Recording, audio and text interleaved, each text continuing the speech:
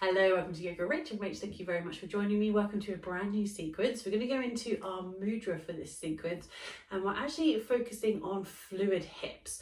So we started this, if you've been doing the live stream classes with me, on Sunday. So we are 2 weeks away from moving into Sagittarius. Now that this has gone up, we're just a couple of days from the new moon in Scorpio, which is on the 14th.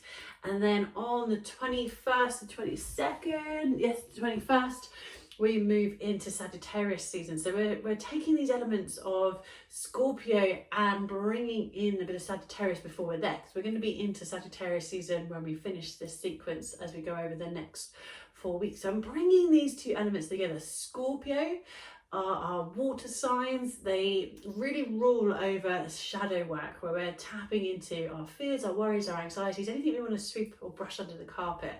Now, there is a theory that any thoughts, worries, emotions are stored in the body, and worries and sort of emotions, past events, are stored in the lower back and the hips.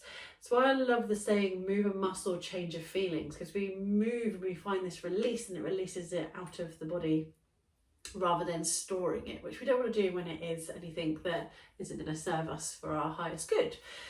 Bringing in Sagittarius. Now, Sagittarius really love exploring. It's all about travel, new cultures, philosophy. So we're bringing that element in, and the area of the body that Sagittarius rules are the area of the hips. So that's why we're going into this fluid hip flow. So we're bringing in this watery element of Scorpio, focusing on the hips for Sagittarius, and going into this fluid movement of the hips. And I'll explain this a little bit more next week, because as I said, this is week 1. We go into our mudra.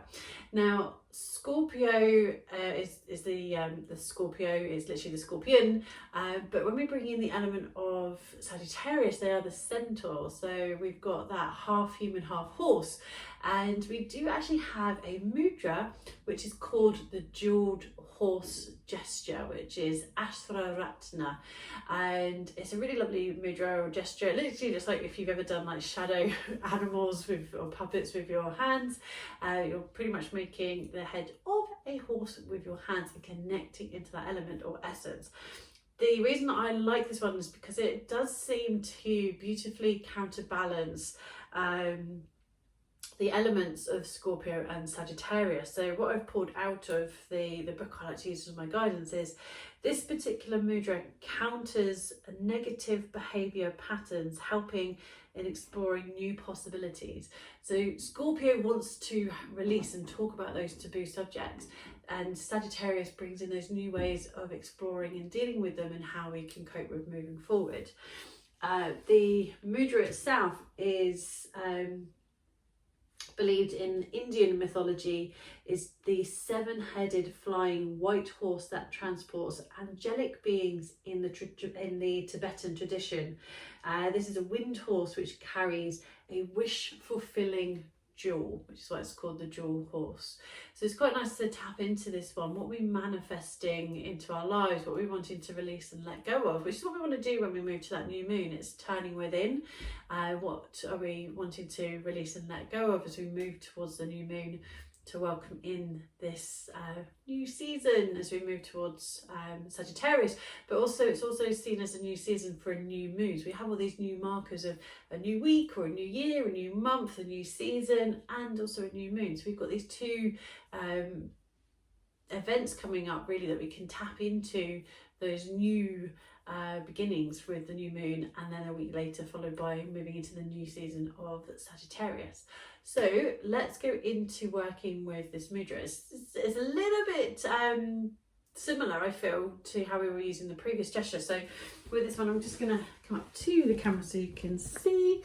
So we're going to be bringing the hands together. The thumbs will stay together like they did in our Swatisthana mudra, but we're going to keep the thumbs facing up. This time, rather than interlacing the little fingers and the ring fingers, we're going to interlace the index fingers and the middle fingers, and we're going to bring the ring fingertips together and the little fingertips together.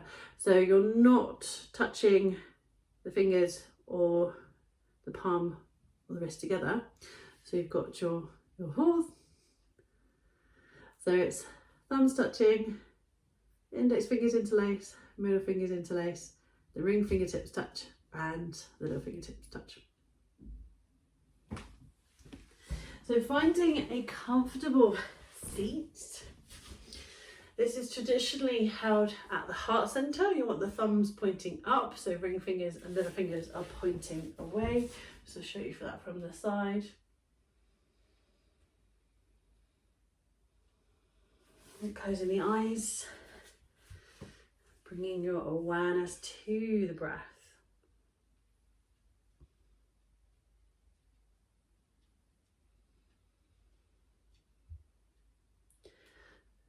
So as well as this mudra, or this jeweled horse, being from the Indian mythology and Tibetan tradition, it's also viewed in shamanic traditions of Eastern and Central Asia, and it's a symbol of the human soul.